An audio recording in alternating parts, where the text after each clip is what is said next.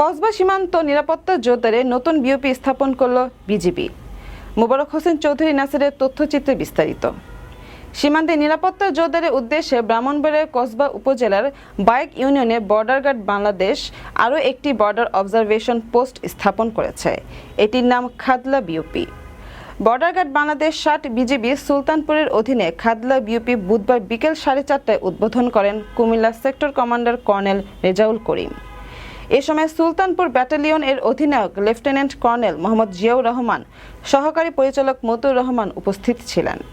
পরে তিনি স্থানীয় জনসাধারণের সঙ্গে কুশল বিনিময় করেন। ব্রাহ্মণবাড়িয়া কসবা সীমান্ত পথে এপার ওপার অবৈধ অনুপ্রবেশ, সব ধরনের চোরাচালান সহ অপরাধমূলক কর্মকাণ্ড বন্ধে এই সীমান্তে নিরাপত্তা জোরদার করার জন্যই এই বিওপি স্থাপন করা হয়েছে। খাদলা বিওপি উদ্বোধনের মধ্য দিয়ে কার্যক্রম পুরোদমে শুরু হয়েছে। বর্ডার গার্ড বাংলাদেশের খাদলা বিওপির জওয়ানরা সর্বদা সতর্ক অবস্থায় থাকবে বলে BGB sector commander colonel Rezaul Karim জানিয়েছেন।